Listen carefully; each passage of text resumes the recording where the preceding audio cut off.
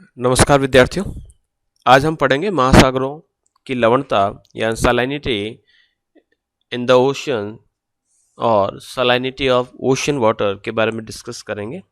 सामान्यतः हमें पता होता है कि सागरीय जो जल होता है काफ़ी खारा होता है, और ये जो खारापन होता है उसके पीछे क्या कारण है, तो उसके अंदर विभिन्न प्रकार के पदार्थ पाए जाते हैं, और ये जो पदार्थ होते हैं उसके अंतर्गत घुली हुई अवस्था में पाए जाते हैं, और ये सभी पदार्थ मिलकर उसकी लवणता का निर्धारण करते हैं।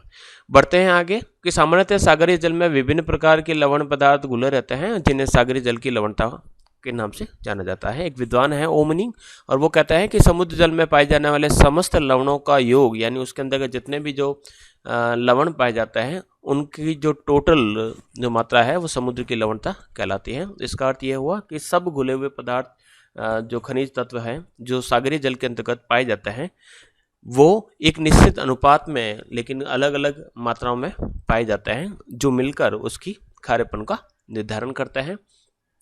सामान्य रूप से सागरीय जल के भार में और उसमें मिश्रित लवणीय पदार्थों के अनुपात को हम लवणता या खारापन के नाम से जानते हैं। लवणता को हम कुल जल के प्रति हजारवें भाग, यानी ये परसेंटेज के पीछे एक और शून्य लगा हुआ है, इसका अर्थ होता है पीपीटी यानी पार्टिकल्स पर थाउजेंड के नाम से इसे जाना जाता है। अगेन रिपीट करता हूँ, पीपीटी मैं टाइप करके आपको बताता हूँ। इसको कहा जाता है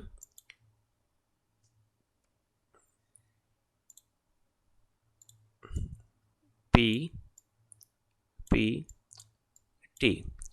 कुछ इस प्रकार से साइन है, ये देखिएगा आप, परसेंटेज का साइन है, परसेंटेज के साइन के आगे एक शून्य और लगा रहता है, उसे हम पीपीटी कहते हैं। अब इसका अर्थ क्या होता है? इसका अर्थ होता है 1000 ग्राम यानी 1000 ग्राम, या इसको 1 किलोग्राम कहा जा सकता है। तो 1 किलो वाटर जो है उसके अंदर कितना लवण या उसके अंतर्गत सलाइनिटी का कितना परसेंटेज पाया जाता है। ओशन की अगर एवरेज अगर सलाइनिटी की बात करें तो ये जो सलाइनिटी रहती है ये लगभग 35 पीपीटी रहता है, यानी सागरीय जल का अगर पानी अगर 1 लीटर पानी अगर हम लें तो उसके अंदर आपको 35 ग्राम आपको लवणीय पदार्थ देखने को मिलेंगे। तो इस प्रकार से इसके सलाइनिटी को हम यहाँ पर डिस्कस करेंगे। आगे बढ़ते हैं।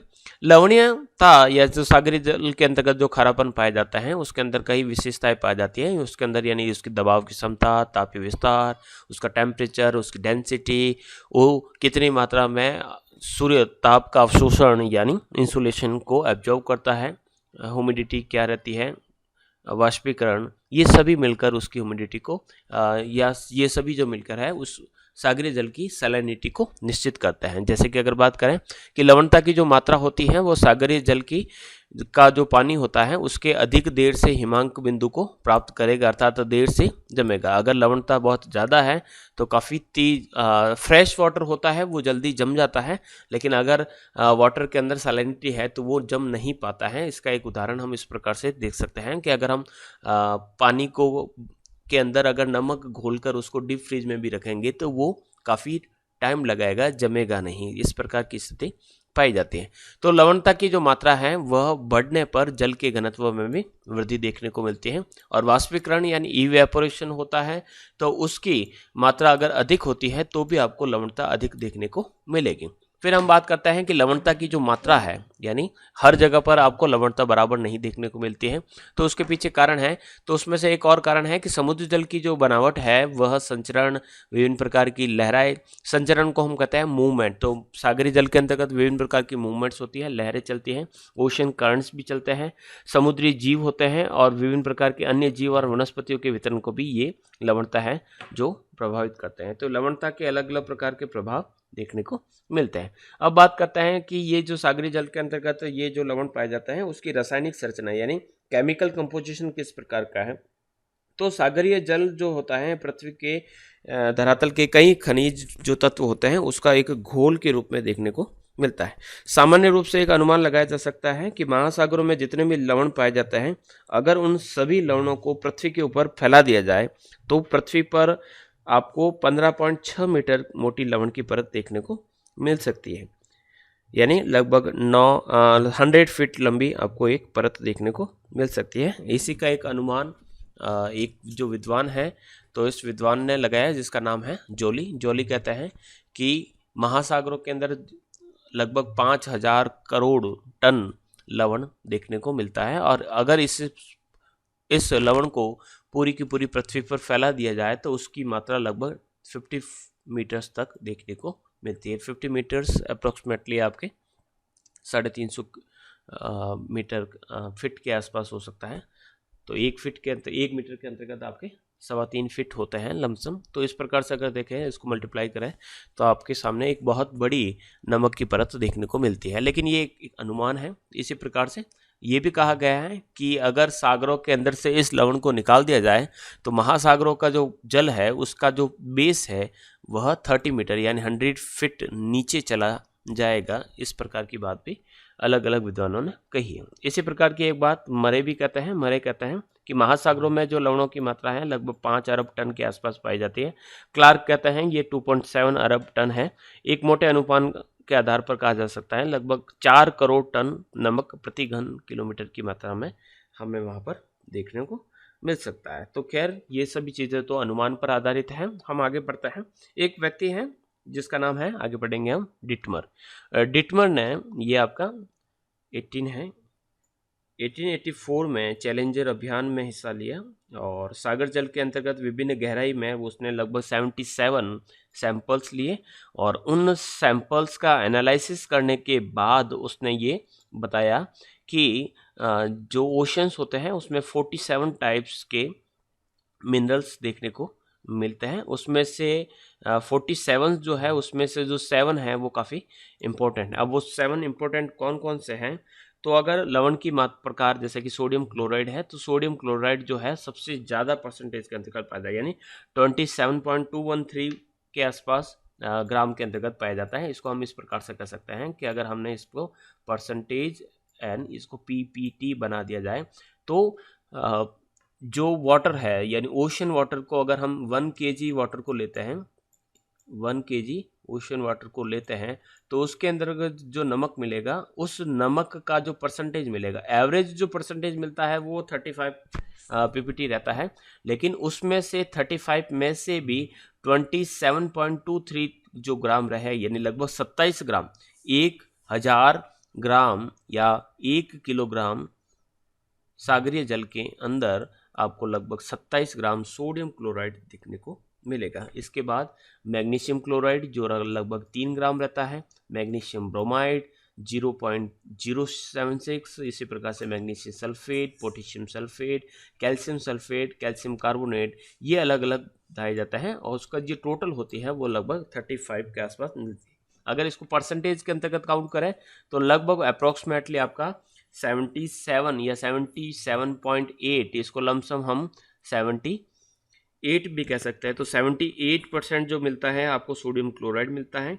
10.19 जो परसेंटेज रहता है वो मैग्नीशियम क्लोराइड का रहता है। इसके बाद 4.7 मैग्नीशियम सल्फेट का रहता है। इस प्रकार से अलग अलग जो ये तत्व हैं उनकी मात्रा अलग अलग प्रकार की देखने को मिलती हैं। लेकिन सबसे ज़्यादा जो लवणीयता जो निर्धारण करने वाला जो मिनरल है वो सोडियम क्लोराइड होता है। सोडियम क्लोराइड को हम NaCl कहते हैं। ये हमारे खाने का नमक होता है। तो ये सबसे अधिक मात्रा में देखने को मिलता है। लेकिन ये जो मात्रा है कभी बढ़ती रहती है, लेकिन एक बैलेंस इसमें लगातार बना रहता है। अब बात करते हैं कि ये जो लवणीय पदार्थ है वो कहाँ से आते हैं। तो सबसे पहला जो सोर्स है, यानी कई विद्वान इसे अलग अलग तरीके से बताते हैं कि इस पृथ्वी ठंडी हुई और उसकी जो क्रस्ट थी, क्रस्ट में उसका डिसइंटीग्रेशन हुआ, उसका डाइल्यूशन हुआ, सॉल्यूशन हुआ, उसके बाद ये जल के माध्यम से, नदियों के माध्यम से महासागरों के अंदर पहुंच गई। लेकिन बेसिकली इसके जो मुख्य स्रोत है उसको हम इस प्रकार से 4 से 5 तरीकों में से इसको डिवाइड करते हैं। सबसे पहले नदियों के जल की बात करते हैं। तो महासागरों के अंतर्गत जो लवणता पाई जाती है उसका प्रमुख स्रोत माना जाता है कि जो नदियां हैं वो धरातलीय क्षेत्रों में जब स्थलीय चट्टानों के ऊपर उस इरोजन करती हुई, अपरदन करती हुई काफ़ी तेज़ गति से काफ़ी लंबी दूरी तक जब बहती है तो उसके साथ उस चट्टानों के जो लवण होते हैं वह लवण उस नदी के साथ बहकर और अंतिम फाइनली कहाँ पर पहुँच जाता है, महासागरों के अंदर पहुँच जाता है। कहा जाता है कि महासागरों में लगभग हर साल जो नदियाँ होती हैं लगभग 16 करोड़ टन प्रकार के लवण वो हर साल जमा करते हैं और उसमें 0.15% नमक की मात्रा पाई जाती है। दूसरा जो सोर्स है वो है आपके ओशन का जो वेव्स हैं वो किस प्रकार से करती है। तो ओशन वेव्स की बात करते हैं तो जो कोस्टल रीजन्स हैं या महाद्वीप का जो शेल्फ है वहाँ पर अब पाए जाने वाली जो सेडिमेंट्री रॉक जिसे अवसादी चट्टानें कहा जाता है उसमें लवणीय पदार्थों के कण पाए जाते हैं, और जब भी सागरीय तरंग के द्वारा ये इरोजन होकर अपरदित होकर ये धीरे धीरे ये जो लवण होता है ये सागरों के अंदर पहुंच जाता है। तो तरंगों के प्रभाव से सल्फेट, सोडियम, कैल्शियम ऐसे जो लवण होते हैं वो सागर के अंतर्गत चले जाते हैं। नेक्स्ट है आपका ज्वालामुखी उद्गार। ज्वालामुखी का यानी वल्केनिक इरप्शन जब होगा तो उस समय उसमें बहुत सारे पदार्थ निकलेंगे जिसमें आपके राख है, लावा है, धूल है, और ये जो पदार्थ हैं जब महासागरीय तटों के आसपास और महासागरों के अंतर्गत चल जाते हैं और इससे नमक की मात्रा बढ़ती जाती है। नेक्स्ट और जो फाइनल है वो है आपका विंड जिसे पवन कहा जाता है। तो धरातलीय क्षेत्रों से जो सागर की तरफ बहने वाली जो पवनें होती हैं तो धरातल के ऊपर से लवणीय पदार्थों को बहाकर सागरों के अंदर जमा करती है। तो इस प्रकार से वहाँ पर ओशन के अंतर्गत जो खारापन है वो बढ़ता रहता है, यानी समुद्र का जल जो खारा है तो उसके पीछे मुख्य जो सोर्स है यह वो है आपके धरातलीय क्षेत्रों के अंतर्गत यानी क्रस्ट के अंतर्गत पाए जाने वाले विभिन्न प्रकार के मिनरल्स। नेक्स्ट बात करते हैं कि इस लवणता को प्रभावित करने वाले यानी अफेक्टिंग फैक्टर कौन कौन से हैं। Factor affecting salinity in ocean water की अगर बात करें तो सबसे पहला जो कारण है वो है इवेपोरेशन जिसे वाष्पीकरण कहा जाता है। तो सागरीय जल की जो लवणता है और वाष्पीकरण में बहुत बड़ा संबंध पाया जाता है। वाष्पीकरण के द्वारा उसकी लवणता का निर्धारण किया जा सकता है, क्योंकि जहाँ पर वाष्पीकरण की क्रिया अधिक होती है तो वाष्पीकरण अधिक होने के कारण पानी जो होता है वो तो गैस के रूप में उड़ जाता है और पीछे उसकी जो लवणता है वो अधिक वहीं पर देखने को मिल जाती है। और वाष्पीकरण की जो दर होती है वो डिपेंड करती है सूर्यताप पर, इंसोलेशन कैसा मिलता है, वहाँ पर पाए जाने वाली वायु की जो ड्राइनेस है वो किस प्रकार की है, वो किस स्पीड से चल रही है, वहाँ पर मेघाच्छादन या आकाश साफ है या बादलों वाला है, कोहरा, ये सभी चीज़ें यहाँ पर फर्क करती है। जो आपके कर्क रेखा और मकर रेखा के बीच का जो क्षेत्र है जिसे अयनवर्ती क्षेत्र भी कहा जाता है या हम उसे ट्रॉपिकल रीजन कहते हैं, तो वहाँ पर आपको सर्वाधिक लवणता वाले क्षेत्र देखने को मिलते हैं। कारण क्या है कि वहाँ पर आकाश काफ़ी साफ देखने को मिलता है। केवल इक्वेटर रीजन को छोड़ दीजिए, इक्वेटर रीजन के अंतर्गत आपके क्लाउड्स कवरिंग बहुत ज़्यादा रहता है तो वहाँ पर आपको मौसम साफ नहीं मिलता है।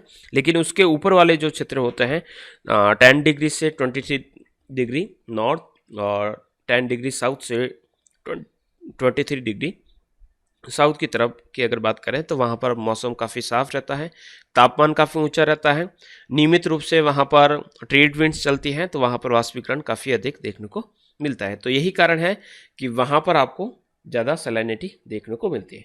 सर्वाधिक लवणता की बात करें तो 20 डिग्री से 40 डिग्री उत्तरी अक्षांशों के बीच देखने को मिलती है तथा 10 डिग्री से 30 डिग्री दक्षिणी अक्षांशों के मध्य देखने को मिलती है।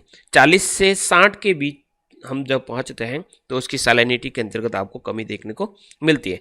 और अगर हम ध्रुवों के पास पहुंचते हैं तो वहाँ पर इवेपोरेशन बहुत लोवेस्ट होता है तो वहाँ पर आपको लवणता की जो मात्रा है वो कम देखने को मिलती है। दूसरा वहाँ पर फ्रेश जो आइस जो होती है वो मिलने के कारण वहाँ पर आपको सैलिनिटी बहुत कम देखने को मिलते हैं। फिर हम बात करते हैं दूसरा जो फैक्टर है वो स्वच्छ जल की आपूर्ति यानी supply of clean and pure water.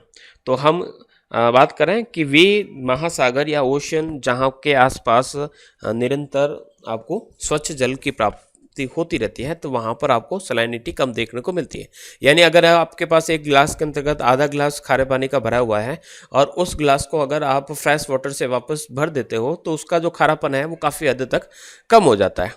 तो इसके कौन कौन से हैं कारक जो फ्रेश वाटर सप्लाई करते हैं। तो सबसे पहला जो सोर्स है वो है आपका रेन वाटर। तो रेन से वहाँ पर स्वच्छ जल की आपूर्ति होती है। महासागरों में लवणता की मात्रा वर्षा द्वारा प्रभावित होती है। सागरीय क्षेत्रों के वे भाग जहाँ पर बारिश काफ़ी अच्छी होती है तो वहाँ पर आपको सैलिनिटी बहुत कम देखने को मिलती है। यही कारण है कि जो इक्वेटोरियल रीजन है और जो महाद्वीपीय तटों के आसपास के जो क्षेत्र होते हैं तो वहाँ पर काफ़ी अधिक बारिश के कारण वहाँ पर आपको सैलिनिटी कम देखने को मिलती है क्योंकि वाष्पीकरण से वहाँ पर फ्रेश वाटर वहाँ पर ऐड हो जाता है। इसके बाद हम हिम के पिघलने या हिमवर्षा की बात कर सकते हैं। तो वहाँ पर जहाँ पर जैसे कि आपके पोलर रीजन्स है और सब पोलर रीजन्स है, वहाँ पर आपके जो हिम क्षेत्र होते हैं, उस हिम क्षेत्र के आप होने के कारण वहाँ पर आपको लवणता कम देखने को मिल। ध्रुवीय तथा उपध्रुवीय क्षेत्रों के पास आपको कम लवणता देखने को मिलती है, क्योंकि एक तो पहली तो बात वहाँ पर कंटेनेंट्स कम पाए जाते हैं, तो जो मेन सोर्स है इन मिनरल्स का, इन सलाइनिटी का, वो वहाँ पर कम देखने को मिलता है। दूसरा कि जब फ्रेश जो आइस है वो जब मेल्ट होती है या वहाँ पर हर बार जब बर्फ़ गिरती है तो वहाँ पर आपको सलाइनिटी कम देखने को मिलती है। ऐसा ही एक उदाहरण है आपका नदियों द्वारा जल की आपूर्ति। तो वे सभी भाग जहाँ पर नदियों का फ्रेश वाटर ऐड होता है तो वहाँ पर आपको सैलिनिटी ओशंस की कम देखने को मिलेगी। जैसे कि अगर बात करें अमेजोन का जो माउथ जहाँ पर है वहाँ पर आपको सैलिनिटी कम देखने को मिलेगी। इसी प्रकार से कांगो जो अफ्रीकन रीजन से निकलती है तो उसके माउथ वाला जो रीजन रहेगा, जो जहाँ पर ये रिवर का माउथ और ओशन मिलते हैं, तो वहाँ पर आपको सैलिनिटी कम देखने को मिलेगी। इसी प्रकार से गंगा रिवर जो आपके वेस्ट बंगाल के आसपास है, आपको सैलिनिटी बंगाल की खाड़ी के अंतर्गत कम देखने को मिलेगी। इसी प्रकार से यांगटी शिक्यांग, नाइजर, सेंट लॉरेंस, ये सभी जितने भी जो नदियां हैं उनके माउथ यानी जो मुहाने होते हैं वहाँ पर आपको सैलिनिटी कम देखने को मिलेगी। इसी प्रकार से अगर बात करें कि जो ब्लैक सी है जिसे काला सागर कहा जाता है, वहाँ पर डैन्यूब, नीपर, निस्टर, ये सब नदियाँ वहाँ पर गिरती है। तो यही कारण है कि वहाँ का जो 1 किलोग्राम जो वाटर है वहाँ पर 18 पीपीटी यानी केवल 80 ग्राम तक वहाँ पर लवणता देखने को मिलती है। इसी प्रकार से कैस्पियन सागर के नॉर्थ वाला जो रीजन है वहाँ पर वोल्गा एंड यूराल नदियों का वाटर ऐड होता है, तो इसलिए वहाँ की जो सैलिनिटी है आपको 14 पीपीटी देखने को मिलती है। ये केवल नॉर्थन पार्ट की बात कर रहे हैं। अगर उसके कैस्पियन सागर के दक्षिणी भाग की बात करें तो वहाँ पर आपको सैलिनिटी कंपेयरली थोड़ी ज़्यादा देखने को मिलेगी, कि जो साउथ वाला पार्ट है वहाँ पर कोई फ्रेश वाटर ऐड नहीं होता है। फिर इसके साथ अगर फ्रेश वाटर की आपूर्ति ज़्यादा हो रही है और वाष्पीकरण काफ़ी तेज हो रहा है तो भी वहाँ पर आपको लवणता ज़्यादा देखने को मिलेगी। जैसे कि भूमध्य सागर के अंतर्गत आपको देखेंगे तो वहाँ की जो सैलिनिटी है वह 40% यानी 1 किलोग्राम वाटर के अंतर्गत आपको 40 ग्राम तक लवणीय पदार्थ देखने को मिलेंगे। लाल सागर की जो सैलिनिटी है वो भी आपको 41 के आसपास देखने को मिलती है। तो यही कारण है कि आपके सैलिनिटी को प्रभावित करने में नदियों का रोल रहता है। नेक्स्ट बात करते हैं पवन की दिशा एंड पवन दाब। पवन की दिशा का मतलब है यानी विंड की डायरेक्शन कौन सी है और एयर का प्रेशर कितना है। तो पवन की जो स्पीड है या उसकी ड्राइनेस है और लगातार एक ही दिशा के अंतर्गत प्रिवेलिंग विंड्स जिससे चलती हैं उस दिशा से चलने के कारण लवणता प्रभावित होती है। ये किस प्रकार से प्रभावित होती है? तो जहाँ पर गर्म एवं शुष्क स्थायी पवनें लगातार चलती है तो वहाँ का जो वाष्पीकरण होता है वो अन्य क्षेत्रों की अपेक्षा अधिक होता है, क्योंकि अगर वार्म वाटर वहाँ पर आएगा तो वहाँ का जो वाटर है वहाँ पर इवेपोरेशन काफ़ी अधिक होगा। और लगातार पर पवन एक ही दिशा में बह रही है तो महासागरीय जल जो हो वो पवन की दिशा में वहाँ से डिस्प्लेस हो जाता है। तो जहाँ की दिशा में डिस्प्लेस होता है तो वहाँ पर आपको काफ़ी वार्म वाटर इकट्ठा हो जाता है, तो वहाँ पर आपको वार्म वाटर जो है इवेपोरेशन को बढ़ाता है, तो वहाँ पर आपको ज़्यादा सैलिनिटी दिखने को मिलती हैं। जैसे कि हम व्यापारिक पवनों की बात करें तो व्यापारिक पवनें जो होती हैं वो पूर्व से पश्चिम की ओर बहती हैं। जो महासागरों का जो पूर्वी भाग है यानी महाद्वीपों के पश्चिमी भाग की अगर बात करें तो वहाँ का जो सलाइन वाटर है यानी खारे पानी को बहाकर वो पश्चिमी भागों में ले जाती है, जिससे महासागरों का जो पूर्वी भागों की अपेक्षा पश्चिमी भाग की जो लवणता है वो अधिक देखने को मिलती है। यही कारण है कि कैलिफोर्निया का जो तट है वो मैक्सिको की खाड़ी में लवणता जो रहती है वो 30 से 37 तक देखने को मिलती है। तो इस प्रकार से जो जो विंड्स है वो भी प्रभावित करता है। नेक्स्ट है आपके मूवमेंट ऑफ ओशियन वाटर। तो ओशन करंट्स कई प्रकार की चलती है।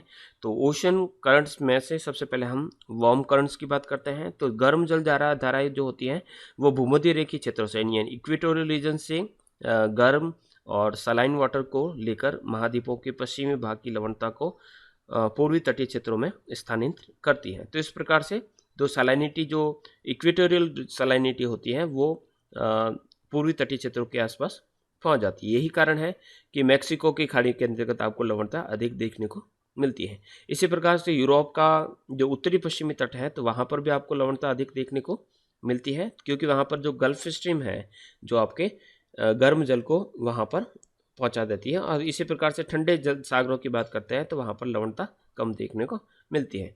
इसी प्रकार से उत्तरी अमेरिका के उत्तरी पूर्वी तटों की बात करें तो वहाँ पर लैब्राडोर की ठंडी धारा के कारण लवणता कम देखने को मिलती है। यानी ओशन करंट्स जो होती है वो वाटर टेम्परेचर को प्रभावित करती है और वहाँ पर आपको सैलिनिटी अलग अलग प्रकार की देखने को मिलती है। लास्ट हम बात करते हैं मौसमी परिवर्तन, जिसे सीजनल चेंज कहा जाता है। तो सीजनल चेंज में क्या होता है, यानी एक ही अक्षांश पर स्थित ग्रीष्मकाल में उष्ण एवं शीतकाल में ठंडा होता है।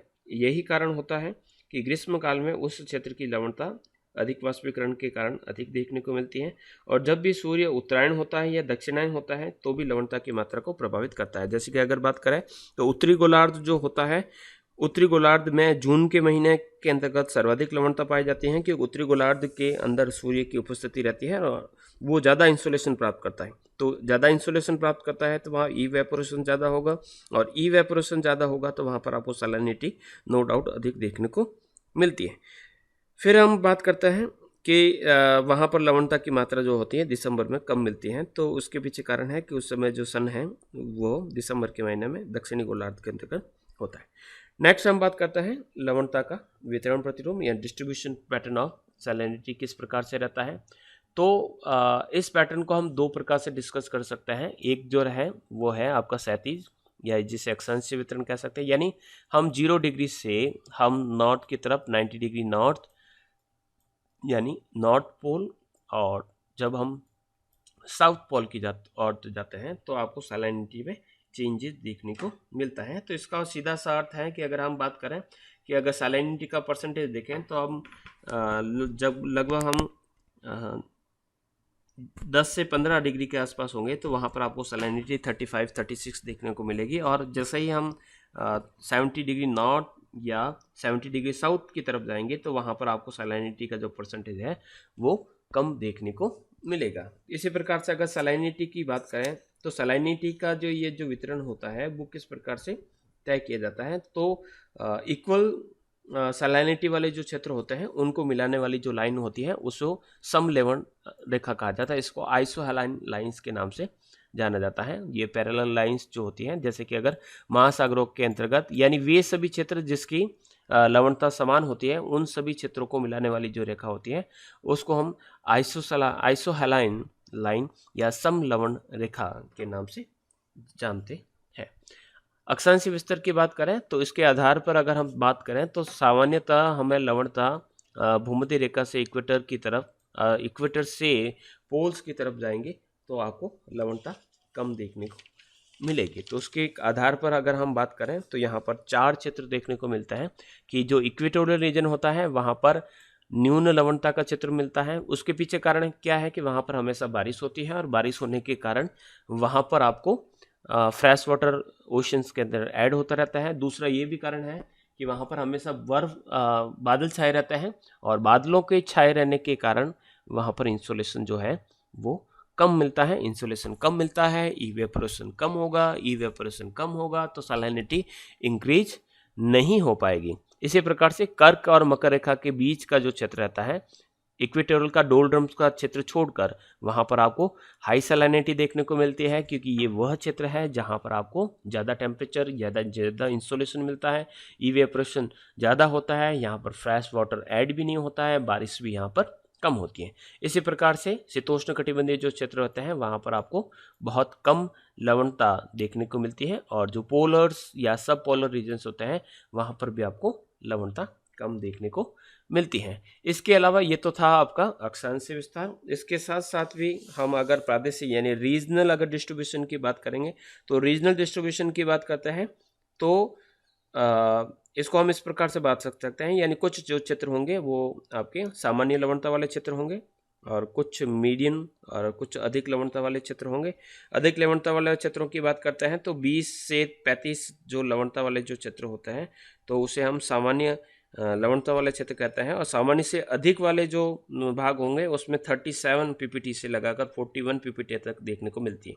जैसे कि लाल सागर के अंतर्गत आपको 37 पीपीटी तक खारापन देखने को मिल सकता है। फारस की खाड़ी के अंतर्गत आपको 37 से 38 पीपीटी तक आपको खारापन देखने को मिल सकता है। इसके अलावा अगर रीजनल अगर डिस्ट्रीब्यूशन देखना है तो हम salinity of in Pacific ocean की बात अलग करेंगे, सैलिनिटी इन अटलांटिक ओशन, अटलांटिक महासागर के अंतर्गत खारापन किस प्रकार से पाया जाता है, हिंद महासागर के अंतर्गत खारापन किस प्रकार से पाया जाता है। तो ये तो हमारा वितरण रहा कि हम किस प्रकार से बात करते हैं। अगर हम सर्वाधिक लवणता की बात करें तो संयुक्त राज्य अमेरिका के अंतर्गत ग्रेट सॉल्ट लेक है, वहाँ पर लवणता का जो औसत है एवरेज 220 ग्राम देखने को मिलता है। इसी प्रकार से इजराइल और जॉर्डन की सीमा पर एक डेड सी है जिसे मृत सागर कहा जाता है, वहाँ पर 238 पीपीटी तक आपको सैलिनिटी देखने को मिलता है। टर्की के अंतर्गत एक वॉन झील है, तो वहाँ का जो लवणता है सर्वाधिक 330 पीपीटी तक आपको वहाँ पर सैलिनिटी देखने को मिलती है। यानी 1000 ग्राम के अंतर्गत आपको 330 ग्राम तक आपको सैलिनिटी देखने को मिलती है। ये तो रहा उसका रीजनल। इसी का साथ ही अगर हम लंबवत वितरण की बात करें यानी वर्टिकल डिस्ट्रीब्यूशन ऑफ सैलिनिटी की बात करें तो जैसे जैसे हम गहराई की तरफ जाते हैं तो वहाँ पर लवणता भी बदलती रहती है। कोई नियम तो नहीं है, लेकिन जहाँ कहीं पर भी गहराई में गर्म जलधारा पाई जाती है तो वहाँ पर लवणता अधिक हो जाती है, और अगर वहीं पर अगर ठंडी जलधारा है तो लवणता कम हो जाती है। उत्तरी एवं दक्षिणी अटलांटिक महासागर की बात करें तो लवणता में वहाँ पर जैसे जैसे हम गहराई की तरफ जाते हैं तो लवणता आपको अलग अलग प्रकार की देखने को मिलती है। अटलांटिक महासागर के दक्षिणी भाग में सतही जल की जो लवणता है यानी अटलांटिक की बात करें तो ओशन बेस की बात करें, सरफेस की बात करें तो वहाँ की जो सैलिनिटी यानी लवणता है वो आपको 33 पीपीटी देखने को मिलती है। यानी 1 किलो पानी के अंतर्गत आपको 33 ग्राम लवणता देखने को मिलती है। 400 मीटर तक गहराई तक जाएंगे तो आपको 34 देखने को मिलेगी। 1 किलोमीटर से भी अधिक जाओगे तो आपको ज़्यादा देखने को मिलती है। तो इस प्रकार से 20 डिग्री दक्षिण अक्षांश के पास आपको 37 देखने को मिलती है। यानी कहने का अर्थ है कि हम विषुवत रेखा के पास जाए यानी लवणता जो है वह कई स्थानों पर आपको कमी देखने को मिलती है। यानी ज़्यादातर चित्रों में आप देखेंगे तो अधिक अंतर आपको नहीं देखने को मिलता है। विषुवत रेखा के पास लवणता आपको सतह पर कम देखने को मिलेगी, लेकिन अगर आप गहराई पर जाओगे तो आपको लवणता अधिक देखने को मिलेगी, और फिर वापस आप और ज़्यादा गहराई पर जाओगे तो वहाँ पर आपको सैलिनिटी में अंतर देखने को मिलेगा। तो इस प्रकार से सैलिनिटी का जो चैप्टर है वो आपका कंप्लीट होता है। ऑफलाइन क्लास के अंतर्गत आपको और अच्छी तरीके से इसको समझाया जाएगा। समझ में नहीं आया है कोई चीज़ तो ज़रूर पूछिएगा। धन्यवाद।